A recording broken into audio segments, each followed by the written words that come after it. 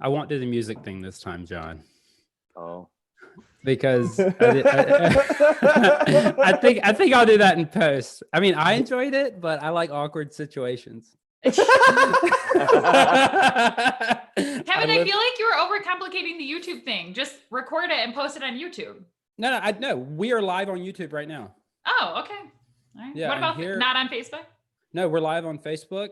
Here, let me make sure. Look at you, fancy pants. Maybe Yeah, you heard overcomplicating. I found a service. Oh, okay. Here we are. We're live. Good, great. Good morning. Welcome to Heard, where we are celebrating the voices of all people and providing a space for their stories to be heard. I'm your host, Kevin. We are live right now on facebook.com/heardonfb. You'll also find us live on YouTube, and you'll find us on Instagram at heard.now. Today, I'm joined by musician and podcaster from Alberta, Canada, John Howie, podcaster and women's life coach from Grand Rapids, Michigan, Emily Kesterson. Hello. And registered nurse, liturgist, community member, moderator, and life coach from Charlotte, North Carolina, Tommy Allgood. Is it going? Although we need to get into, is that your real last name?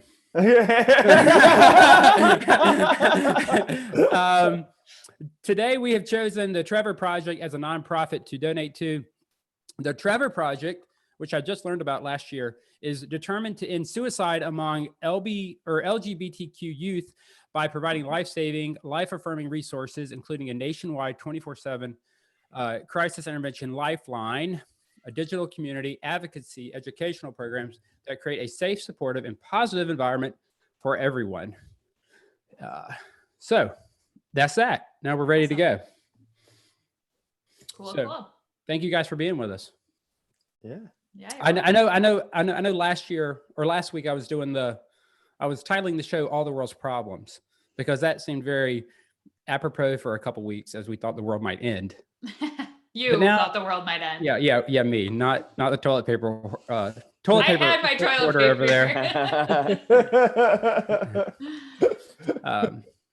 But this week I said, I want to give this, if this thing has legs, I want to give it a little bit more sustainability and forward motion. And so I went with the name Heard.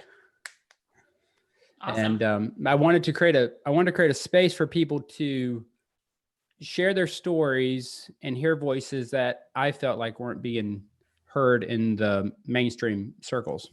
Mm-hmm. So is this like a Christian-based situation, or what's your goal with that? Well, I was at no, it's not. I thought a lot back and forth about the Christian name, but are using that identifier in there because I know that can almost seem exclusive, but but for many people, inclusive Christian community sounds almost like an oxymoron. Mm-hmm. So but I know for myself and a lot of other people, the term Christian is a story, a culture that they can relate to. So, I mean, you have people that are evangelical, ex-evangelical, conservative, progressive. You have people moving towards faith in some way or away from faith or no faith. But so many of them can relate some degree to the Christian story, even if it is a trigger, So it's still something that people can relate to. And it's something that I can relate to. So I didn't want to, have a community that, like Mormonism, I've never been a part or anything, or Jehovah's Witness or another circle that I don't know or a culture I don't know. I wanted to have something to relate to. And I think the other thing, probably the most pressing thing about it is I was thinking, why does everyone else get to kind of define the Christian name? And more specifically, why do they get to define it by who it's against or who it excludes? Like, why do they get the final word on this thing? Mm-hmm. And I'm not trying to save the verbiage of Christianity or the name of Christianity, but I don't know if it's so fair that we let people that are known for their exclusion or their bullying tactics or whatever to kind of have the final word on this thing. Well, and it's interesting because David Hayward, he was the one that really like helped me kind of establish, because I just went full force anti. I'm like, get the fuck out of here. Like, I just can't even like, and he helped me, like, he talks about his roots are in Christianity, but he's also his like spread his wings and he branches out to all sorts of different things. And so to me, I felt like, oh, I can still hold on to some really like tight Christian values that feel good to me, but then I can branch out. And so that to me gave me even more freedom to not have to be one or the other, because I felt for so long that I had to be one or the other. And I just chose not to be involved because it was too much. But to know that you can there are some really good and loving pieces from Christianity, but there's also a lot of really good, loving things from all sorts of different religions and beliefs. Yeah, and it's a label that I've picked up and dropped and picked up and dropped. It's just kind of like, no, I'm just a follower of Jesus, or, and so like, I think I've picked it up again. Yeah. Yeah. Nice. Well, and I think the other thing is, it's probably like saying you're an American, like that has so many identifiers that come with it, especially if I went to Canada or overseas, like I'm an American. Like I remember whenever we went to Europe, it was like in some places, just pretend like you're European. Yeah. But I've heard stories about Americans that sew Canadian flags to their backpacks. Oh That's yeah. funny. Yeah. I think that's what I would be doing. Yeah. But the other piece I kind of wanted to add to the whole herd idea, besides being a kind of a fun play on words, herd, and is that a lot of times, because I think that I'm always kind of bouncing back and forth in my mind to, okay, if you really feel like these stories aren't being heard or being told, what is the other side of that? And what would one of my, and what would someone else say? And they would say, well, these stories are being told. And I would say, well, some stories are being told in mainstream circles, but they're usually vetted beforehand, or they're censored, or they're kind of pushed to contain a message or not contain a message that people need to hear. Does that make sense? So, like in a lot of times in terms of like in mainstream evangelical circles, you'll hear, well, we welcome all types. We just won't let them serve. Or we welcome the LGBT community, but, or we welcome women, but, and there's always this big but. And so how are you going to have a story told transparently and authentically, whenever you have all these policies in place that kind of restrict any kind of growth or leadership or, Well, it's interesting because it's like the story is juicy and the story is great and people want to hear the story if you come back. Yeah. If you come back to like the basic principles and the basic beliefs. And I felt I had that like that set in for me. And I talk about this a lot, like the prodigal son, the story of the prodigal son, where he like ventured off and he squandered his money and his wealth, and he came back and his father had open arms and was forgiving and loving, but he came back, and I'm like, well, what if you don't come back? What if you what if you find love and truth somewhere else? And but Christians need that resolve, that like, oh, you came back and you have Jesus, okay, you're going to heaven. And it's like, what if I don't want that? Is my story still powerful? Is my story still is it still God, And I know it is, but it's not accepted. It's like, oh, I meditate now. Okay, you went too far. Yeah. That's interesting, because it's like, if the prodigal wasn't like eating pig pods, if he actually, I don't know, started a small business and, would the father still love him? Yeah.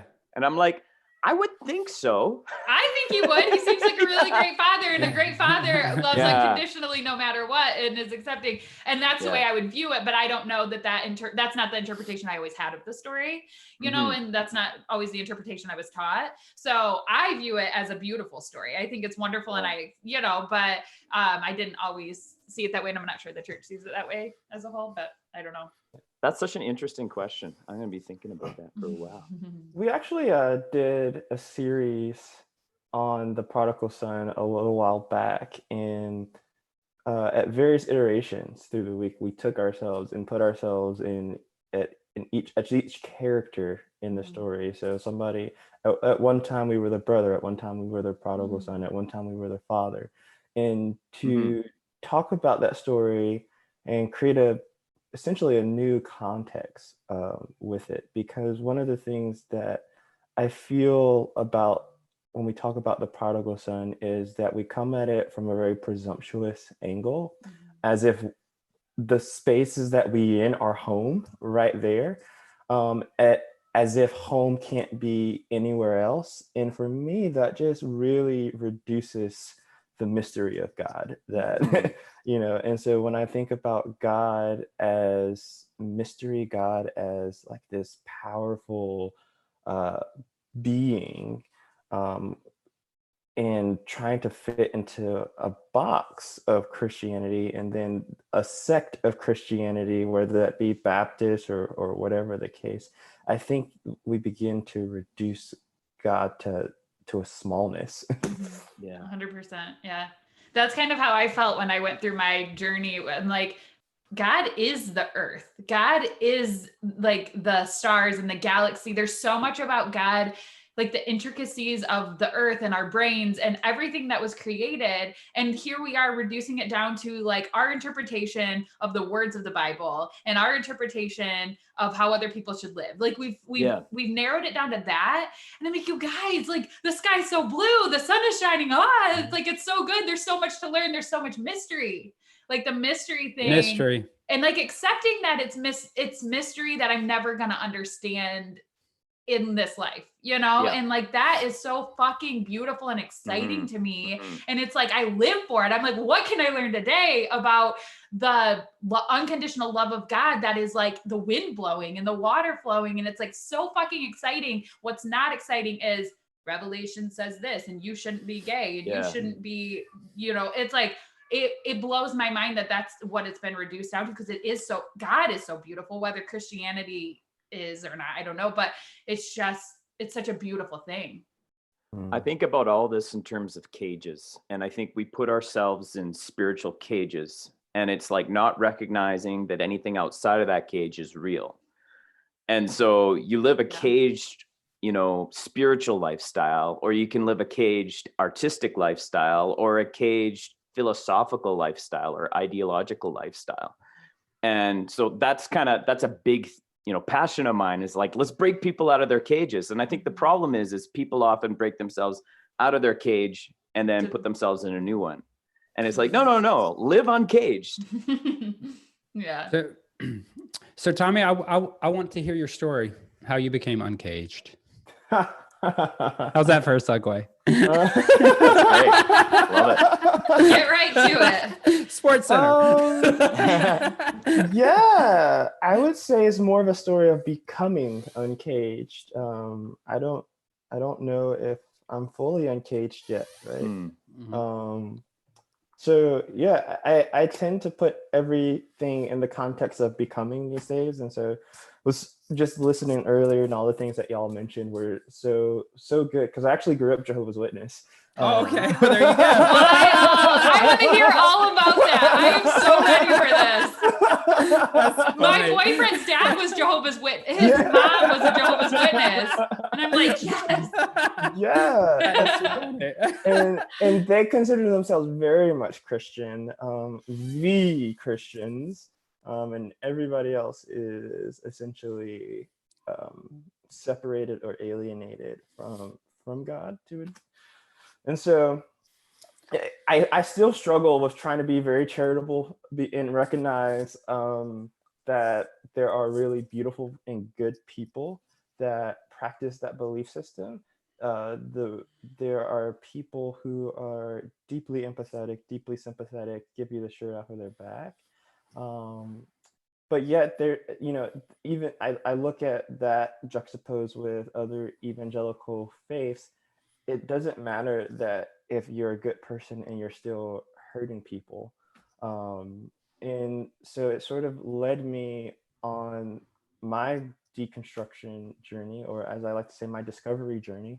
And so God for me has started to become discovery, creation and discovery, this process of being curious and asking questions.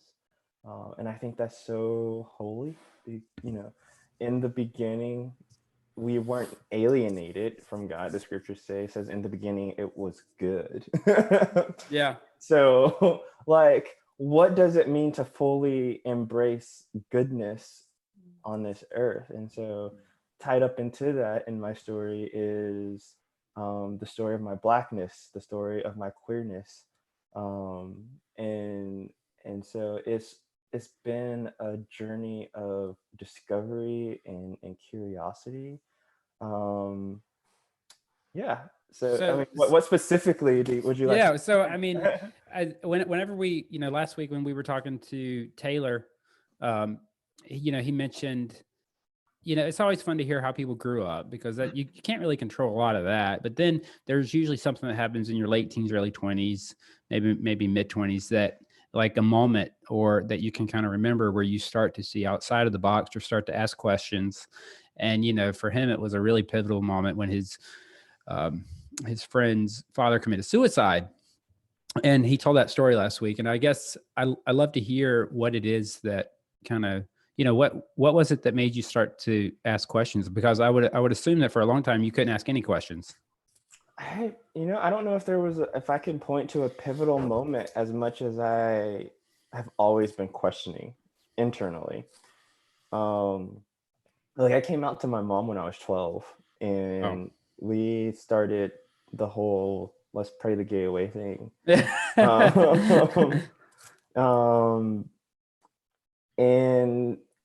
And so through that process, like the desires only got stronger. Yeah. I was like, why? When all the boys are staring at women's boobs, am I looking at the boys in tight pants, right? Yeah. And why won't it go away? And not that I didn't notice the beauty of women or anything like that, but it was just like this attraction and desire was so strong. And it seemed like the more that I fought it, the more I got frustrated with like, why is it? I started asking the question, why is it bad? Why is it so bad? And none of the answers were satisfying. None of the answers of, oh, you can't recreate a kid. Cool, but I can take care of a kid. Yeah. Yeah. So neither could Sarah in the Bible until she was well up in age. Yeah. So like, is that really it? And so, just sort of confrontationally asking questions, because it was always taught that, if you're going to believe in something, you need to interrogate it and you need to ask those questions. And so I've always been a question asker, and I feel what I would say is a truth seeker.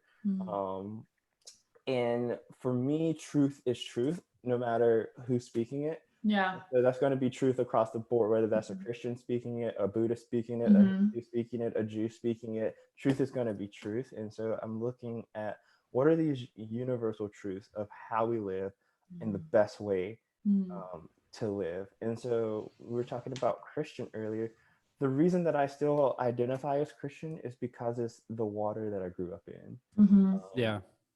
I would probably identify as Muslim if I grew up in the Middle East. And so I think that we don't actually take time sometimes to ask the question of why. Pete Enns has a great book called The Sin of Certainty, and that rocked my world in terms of we're so certain about all of these things. And so I don't know if there was a pivotal moment as much as there was an awakening and this question asking. But I will say, once I got sort of kicked out, excommunicated from that, and I started to build and create relationships with people, you start to ask yourself, all these people that you thought were bad, who are pouring so much goodness and so much love into your life, how can that be bad? How can I go back to vilifying them and saying that you are anything less than a child of God? I have so many questions. Can I ask a question? Yeah. Oh my God. I'm like sweating over here. I'm like, So I grew up in like Pentecostal Christian, you know, so lots of like Holy Spirit, like people passing out, you know, like I all grew up that. around that too. My dad's Pentecostal in the Pentecostal system right now. So also there's another. We're gonna add layers onto the story as we go. So my mom was Jehovah's Witness, my dad wasn't. Got the Black church experience and like the Jehovah's Witness experience. I love it. So my question for you is, like, coming from that, because the first thing in my deconstruction, my healing journey, was recognizing, because my life fell apart, and what was the big eye opener was sexuality, because I had waited to have sex till I was married. I married my high school sweetheart. We did everything right. Ended up like all this sexual horrible stuff. So I started questioning. I'm like, I did everything right. What the fuck? Like, this like, I checked all the fucking boxes. I should be living my best life. And it wasn't. So I'm like, well, it didn't make sense to me anymore. So one of the first eye-opening experiences for me was recognizing how horrifying my views on homosexuality were. Like, that was literally a pivotal moment for me, where I realized how I was hurting other people by my certitude. And Brian Zahn talks about certitude as well, how it's where your soul goes to die. It's like digging your heels in and being so dogmatic about something, you've just lost all chance of growth, and it's really hurtful. So it opened my eyes, and I realized, and I just let go of it at that point. I'm like, I'm going to open my mind here. And then I went on my own journey with my sexuality for the first time, and really feeling like, what is feminine sexuality like versus I was in the masculine, and what is, you know, masturbation, all of the things that you were taught is so wrong. Is it wrong? I started asking the question, is it wrong? You know, I had a calendar that I would mark the days that I went without on it. yes. And you felt so proud, and then you would like do it again. You're like, oh God. But it felt so right. And so that like, really was quickly. It's like, oh, I can't listen to this. Yeah, exactly. But that for me was so huge, because I'm like, what is everything I thought was wrong, you know? So I just let go of my beliefs of the homosexuality, but I never really established any beliefs around it. I just said, what you do in your private life is your private life. What I do in my private life is mine, and I accept you and I love you. But then coming, like you were saying, is this really wrong? And I haven't really let myself ask those questions, because for me, I'm like, I don't know if I'm going to ever find an answer. Is this right or wrong? Do I even want to make an answer? And so I haven't even really, I've just been at the point where I'm just accepting it. I'm like, whatever you do, don't judge me for me. I'm not going to judge you for you. But I felt like, I don't know, there's just so much of it that I don't understand that I want to understand. And so for you asking yourself those questions, like, wait, why is this deemed wrong? What's the truth here? And that's what I'm curious, where you kind of came to fully accepting yourself and embracing it, and like loving that side of you, just like I had to do with my sexuality. Yeah. So it was a process. Honestly, I stopped caring about if it was right or wrong. Like, to be honest, that's like, that was the process, right? Yeah. And so, but then I wanna talk to and honor and recognize the people that aren't there, that need some more certainty around it because of their faith or whatever. And I think it becomes incumbent upon asking the question, especially if you're a Christian, what does the Bible mean to me? And how am I reading the Bible? Am I reading the Bible as law? Or am I reading the Bible as curiosity? Am I reading the Bible dualistically? Like as a right, wrong, good, bad, cut, dry type of thing?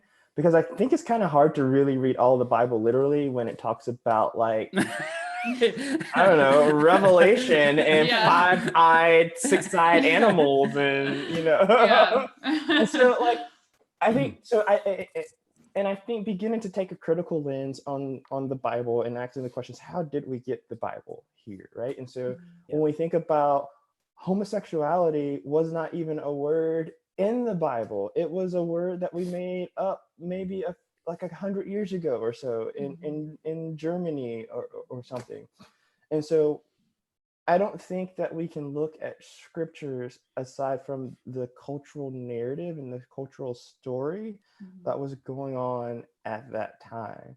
I mean, because when we think about it, like the Israelites were essentially cave people traveling to and fro in the wilderness, right? Yeah. And here we are in the age of technology, and yet and still something says that we are still experiencing the same trials and tribulations as people who lived in caves and lived in the desert, you know. I love the meme that has Moses and it says 40 years and it shows the GPS. It says like 2 hours, 45 minutes.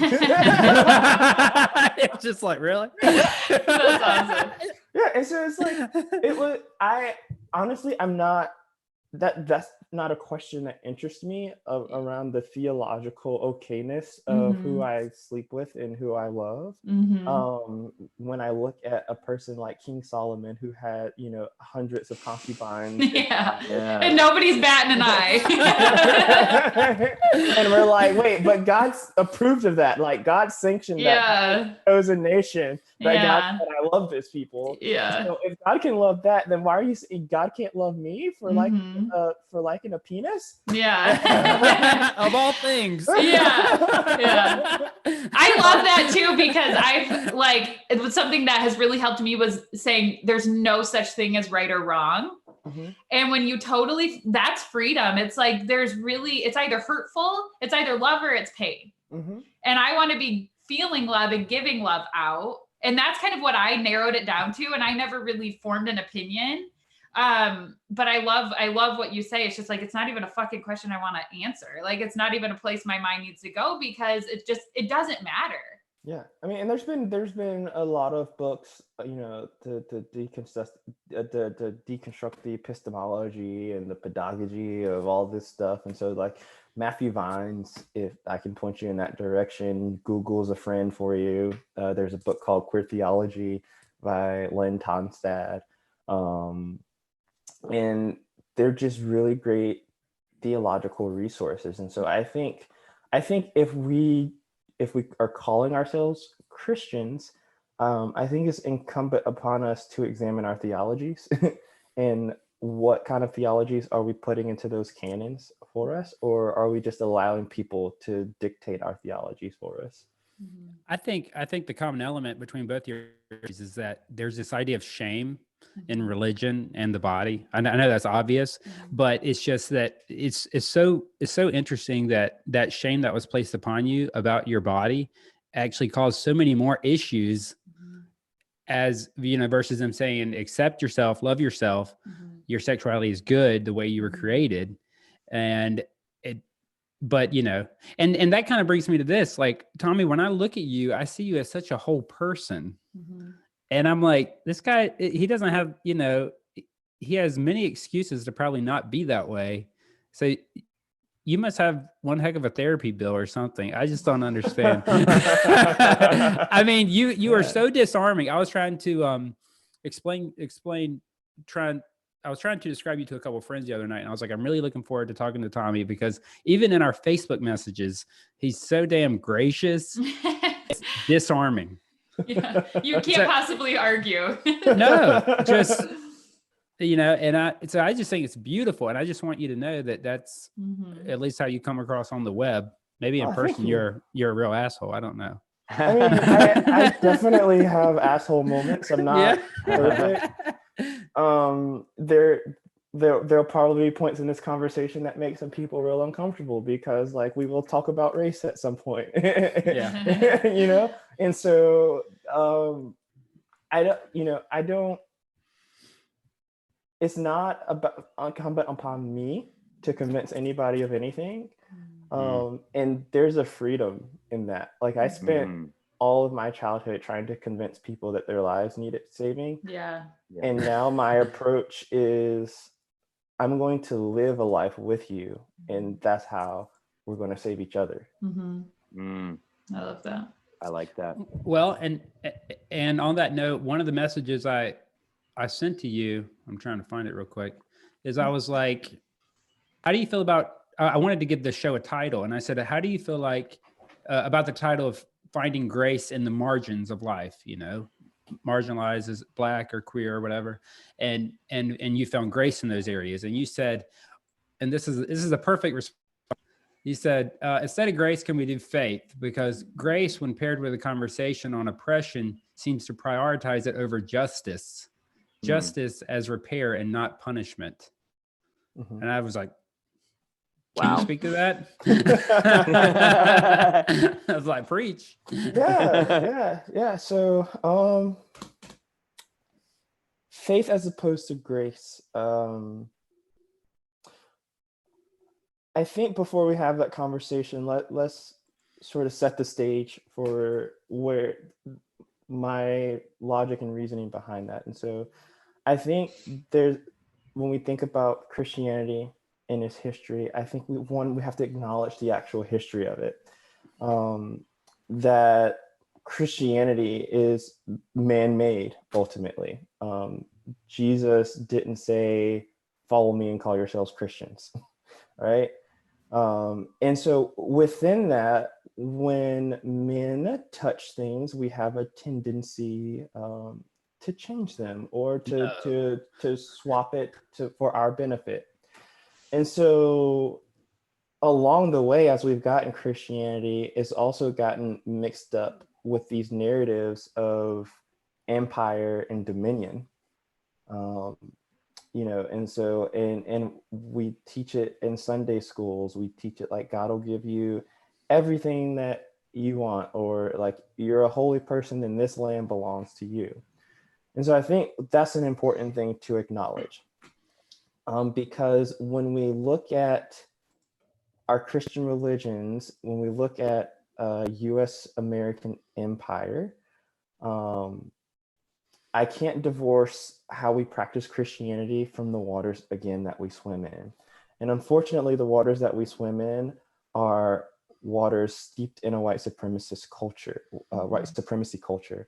And that's not to be confused with people who identify as white supremacist. When we talk about culture, there's identifying markers of a culture. And so when we look at and start to break that down, there's some defining factors in our culture that prop up the status quo and promote inferiority of others. And so when we think about the construct of race was constructed to say those who look white or those deemed white who were closer to this were closer to God, good. Those deemed Black, they were in servitude or subservient or bad. And then there's the spectrum in between. And it's always been this encounter to get closer to whiteness. And we've carried that in so many of our institutions. And so where did that start? Where did what start? In terms the white supremacy. So you're talking like, where did that start where the white people became the higher to God and the Black? Like it had to have started somewhere because we all came from the same place, and that it wasn't straight away, you know, it had to start in a culture. It was more so from a culture of empire. It was more about, so you start to see British colonies, French colonies, Spaniard colonies, a lot of European nations going into trying to expand and discover the world. And they're thinking that, oh, there's no people on this, and so we can go and we can just take this land, right? And so you have doctrines like manifest destiny, the doctrine of discovery that comes from the Church of England. And so like racism and all these things are really intertwined with the church. And that's not a history that we like to look at or to contemplate on or reckon with. And so when we talk about showing grace and shame, I know Brene Brown will often say that shame has no place for healing as individuals. And I would tend to agree with that on an individual level. But I think we have to reckon with the shameful nature of what it is to go in and erase people, to label them as bad, as savages. What we did to indigenous people created a genocide. And I think we have that there is a spiritual energy there that it is not of God. And So interesting question about the shame thing, because I talk a lot about shame too. So I totally understand what you mean. It's like that useful shame where it's like, this is horrifying that my ancestors were a part of this, that I carry that, you know, and feeling so disgusted by it that changes your heart. It changes your energy. But in that sense, it's almost like shame it just broadens the term shame, because shame is such a hurtful, painful emotion that you wouldn't encourage anybody to feel. Yeah. But then there's an aspect of it. It's like your shame propels you forward, just like your pain propels you forward. It was so painful that I don't ever want to partake in it again. Do you think the difference here, though, is the difference between conviction and shame? So I would say more so there's a difference between focusing on the individual and the system. And so I don't think it's appropriate to shame individuals. I don't think that serves us. Because again, my starting point is it is good. God created it and said it is good. Okay, and so therefore we're already right there. You know, Genesis 1:1, 1:2. We're tackling shame. Like God deemed you good, right? But then we have to reckon with our own imperfections, our own separations, and the systems that we create. Not all the systems that we create and function under are good. Gotcha. And some are downright shameful. Yeah. So it's not taking that on as your identity, as like, I am so ashamed of who I am as a white person. I am just so and I don't even know. It's like shame. Maybe it's because my interpretation of it, but I'm so turned away and disgusted by the pain that belief has caused that I'm just like full force shifting that, and I'm not carrying that with me anymore. Yeah. So like, don't carry shame as the individual, but let's look at that when it comes to systems. The system of slavery was a shameful system and institution. Yeah. The system of white supremacy is a shameful institution. And I think that we have to look at what are we tying our identities to? Because there's always something that we anchor our identities to, and there's systems that we anchor our identities to. We take pride in being Americans. We take pride in systems like our criminal justice system. But yet the statistics and the studies show that disproportionately in our criminal justice system in the US American context, disproportionately affects Black and brown bodies. And so are we able to look at that objectively and say, wait, there's something going on here in the system that's not treating my siblings as the good that they are? I love that. Richard Rohr has a bit about this. I like to read for a second. I think it'll help. Lutheran theology focuses on freeing people from religious, political, social, and economic oppression, what Pope John Paul II calls structural sin or institutional evil. It goes beyond just trying to free individuals from their own naughty behaviors, which many people identify as the only meaning of sin. In our individualistic society, structural sin is accepted as good and necessary on the corporate or national level. Large companies, churches, and governments get away with and are even applauded for killing, war, greed, vanity, pride, and ambition. The capital sins are rewarded at the corporate level, but shamed at the individual level. This is our conflicted Christian morality. Yes. Amen. I love that. So good.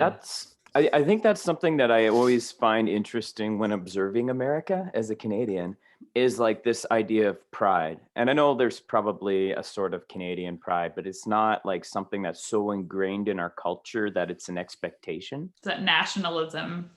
Yeah. And I mean, like Canada, you guys have to deal with it because like you also have your own narrative of colonization and conquest. Oh, absolutely. Our residential school system, pure evil, right? Like there's so much evil in that, right? And I think like there's kind of this in like what I'm observing is that it's like, well, our forefathers said this and they put this in place, therefore it's not America if we're not doing all these things. It's not America if we don't have these amendments, if we don't have our guns and all this stuff. And it's like this trajectory was started.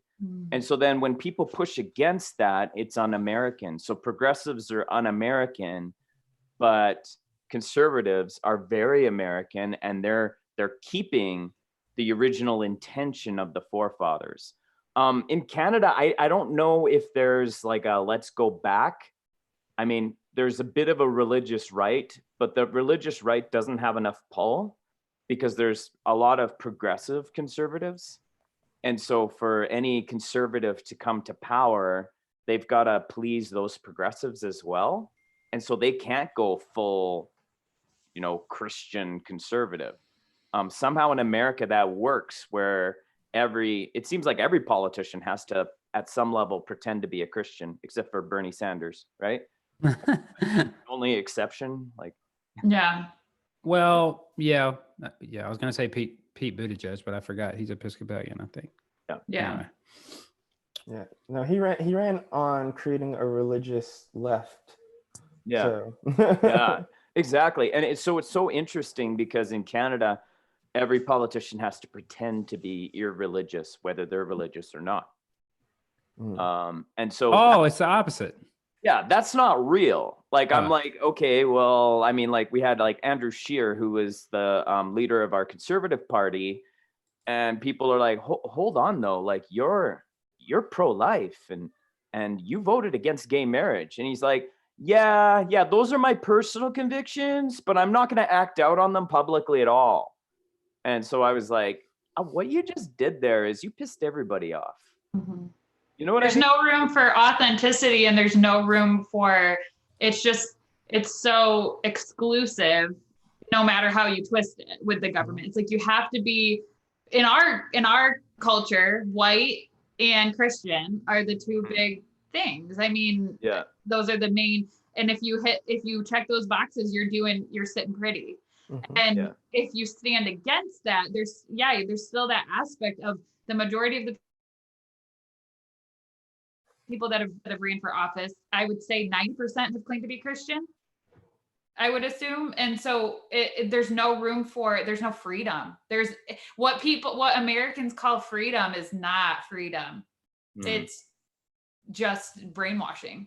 What we call freedom is rooted in, again, white supremacy culture and that superior nature and understanding. And so, I mean, what this boils down to is we're not taught a common history. We're taught that some white dudes came over, discovered America, created a constitution, separated from England, and it was all gravy, yo. Is that actually like your education system? Because like in Canada, we have a lot of shame tied to the way we teach history. We're like, you don't learn. We were terrible to the indigenous people. No. Like that is all. I didn't know. Like, I watched Peter Pan with my kids the other day, and they're like the red man, and they're like talking about the Indians and like how savage they are. And I was like appalled. Craig and I were like, this is so racist. This is horrifying. And this is like so horrifyingly sexist and racist to like the core. And they said the Indians turned red because the thing is like a guy kissed a girl on the cheek and she blushed, and now these people are all red and they're savages, and like it was horrible. That wasn't Peter Pan. Oh yeah, dude, you have to watch it. That's nuts. Crazy. But seriously. I wasn't taught. I was taught the Pilgrims, the fucking Thanksgiving dinner, which fuck Thanksgiving, by the way. Like, I didn't even celebrate that shit this time. Like, fuck it. I don't like holidays. They're out. I'm done. But I was not taught. I mean, going back in history and seeing how horrifying it really was that they kill. I don't even know. I mean, I don't even know the full history, but the like killing of the Native American people, I had no fucking clue at all. Like, I was not taught that. Not even close. I was never taught about Emmett Till. I had learned about him like 2, 3, 4 years ago. Who that? I don't know who that is. Emmett Till, Alabama, a young black boy, 12 or maybe 9, 10, 11, 12. I don't know. Was killed. He was executed. Yeah, executed, murdered. Not just he was lynched. There we go. He was lynched for looking at a white woman.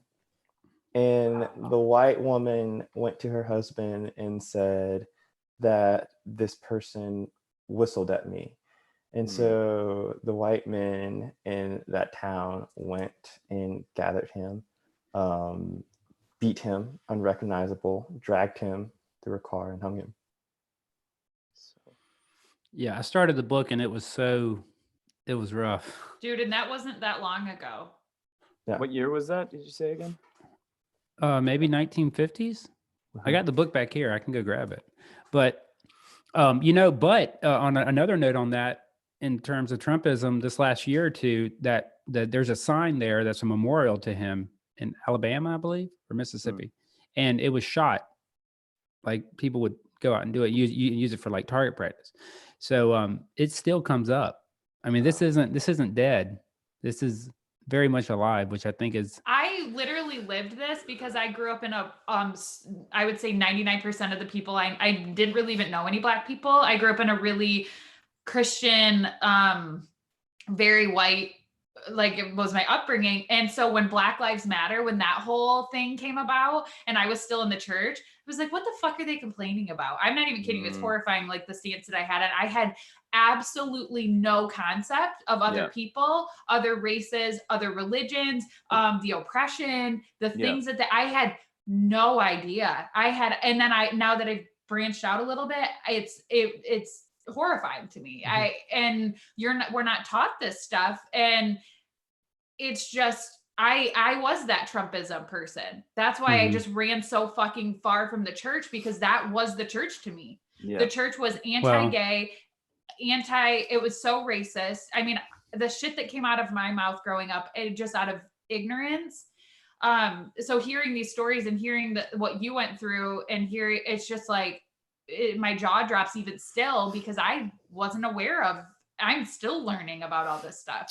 Well, and that's kind of where I am with the whole idea of heard, is that I wish that these voices were heard in Christian evangelical circles. You know, we have a local mega church of maybe 4,000 people.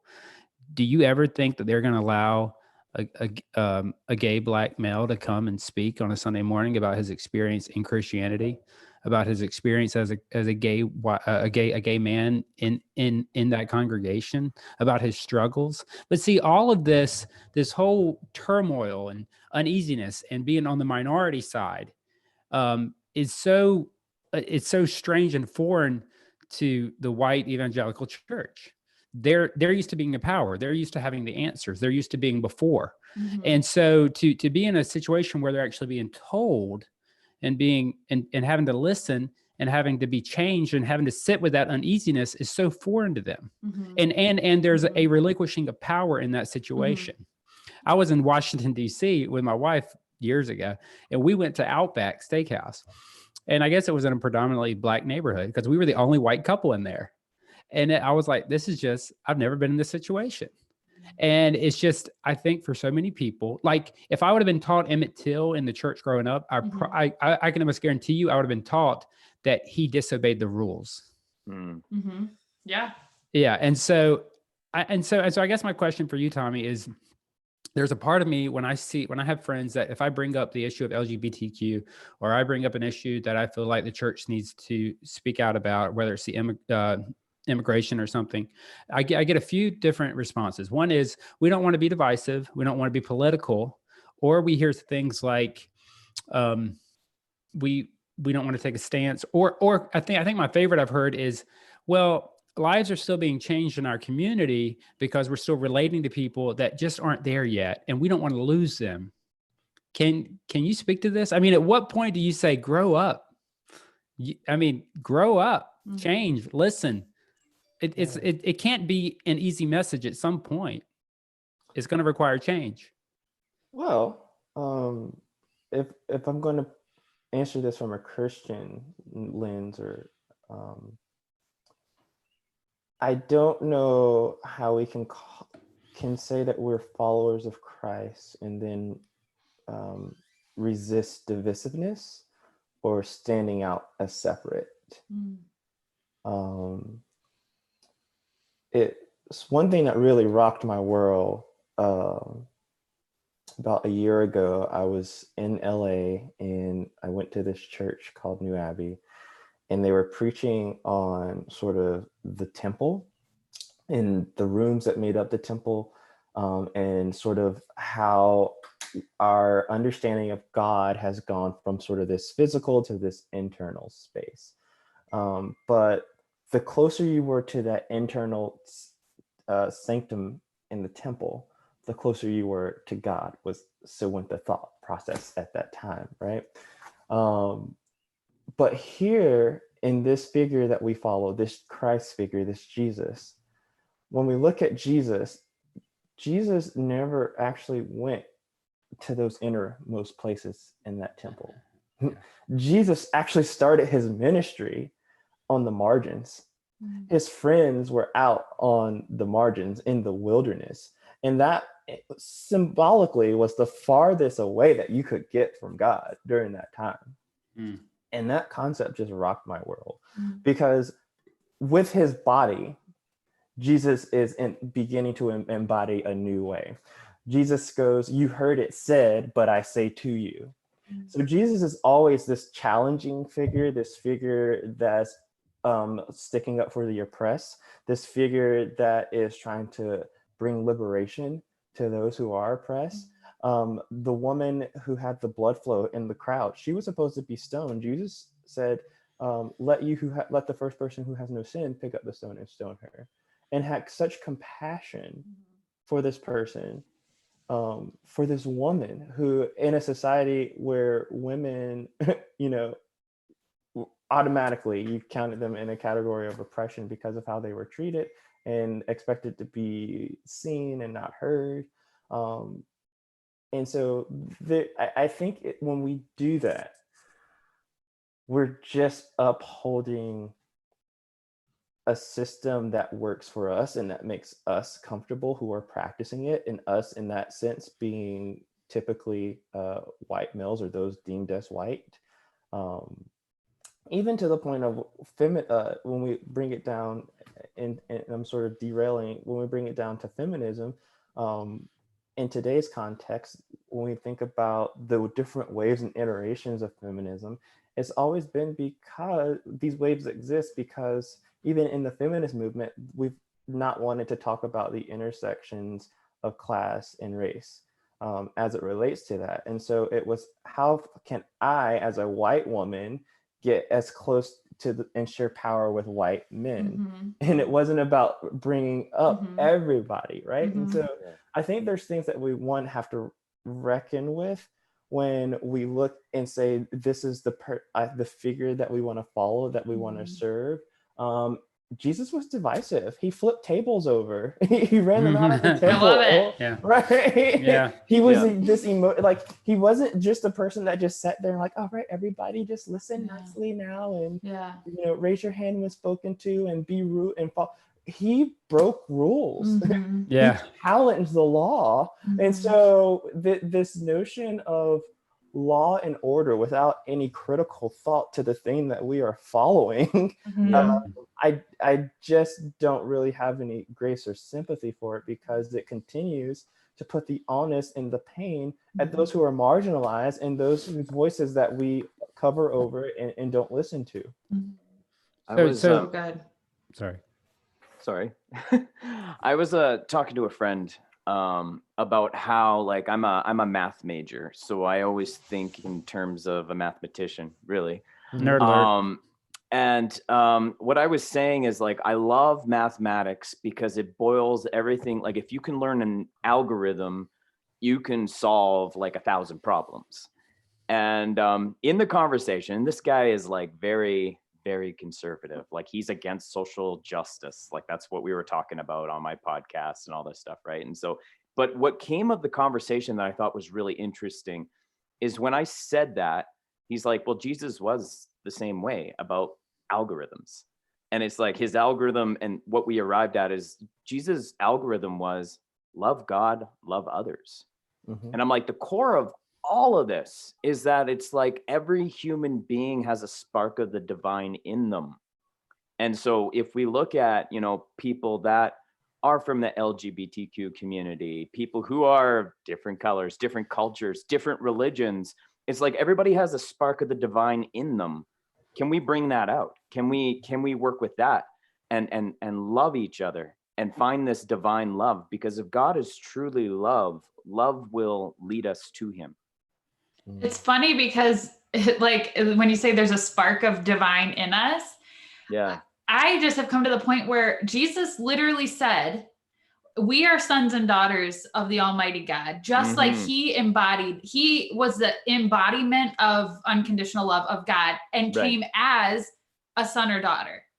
Yeah. And then he said, we are also sons and daughters. And when I leave earth, I'm giving you all power and authority that I had on earth to save, to heal, to love. So we aren't just a spark of the divine. We are the divine.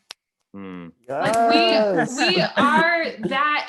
And when we can tap into that, like my heart is beating like the heartbeat of Mother Earth, like the fucking sun is shining. Like I am a vessel of that love. And not to we're not putting ourselves on point with Jesus but it's like he told us that's our identity. That's who we are to be. We are to love others the way that he loved others. And he showed that fucking power and authority and flipping tables and that justice and that like, and that he said, you and I are one, just as I and the Father are one. He said we would do greater things too. Yeah, because you hate to be like, I'm Jesus, but it's like we are sons and daughters of the Most High God, and we are diminishing our light and pretending we're stupid, pretending we're powerless, and we have just as much power to create and to give and to share and to save lives and all of that. Yeah. So I feel like I want to more and more every day be the light, not just spark it, not just have moments, not just like I want to be like walk in the room and I'm like the fucking beam of like heaven and goodness and love, you know, it's so powerful. Mm-hmm. So that kind of goes back to what I said earlier of like, I'm becoming. And so I'm being becoming by being. And in that being, it's just letting that light come through and shine and listening to how it whispers.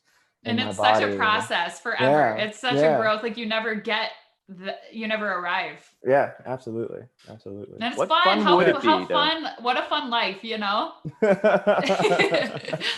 So as we close out, I try to stick to an hour so then I have some kind of paradigm to work with here. But as we close out, Tommy, I was going to ask you where your hope is in the current moment. Not with the current state of the world, but you know, you just seem to be so much at peace with who you are and being who you are, becoming who you are. Is that your hope? Is that it? It's a good question.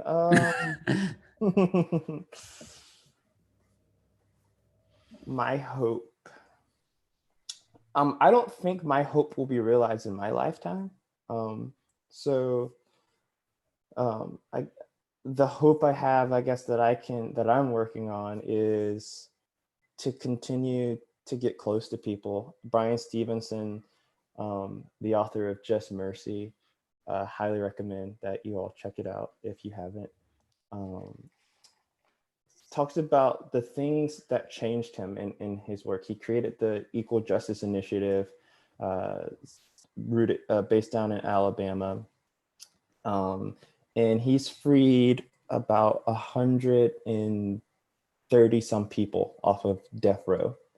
Oh, wow. Yeah, like living legend, actual hero. And to hear the stories of how the system failed these people, how racism rooted into what we would term as justice. And it goes back to why I said faith and not grace. I don't really have graciousness for our current system as it is. I think we need to call it, own up to the sin and the virus that our system is, not to, put a pun on COVID-19 or anything. But even within COVID-19, there's all these disparities that we are seeing come up. And they're like, oh, well, these disparities have always been there, but leave it to a pandemic to exacerbate these things. Well, and that's what I said too. Right? Things are now as they've always been. We're just seeing it for what it really is. We're seeing the mask come off. We're seeing the corruption for what it is. People are like, the economy. I'm like, you guys, the economy has been held up by fairy dust and unicorn tears. Of course it's going to crumble. Like, it's not, what did you think it was? What did you think Trump was? What did you think the government was? It's just corruption. But like, I had this vision, like I was like above my city and everything had crumbled.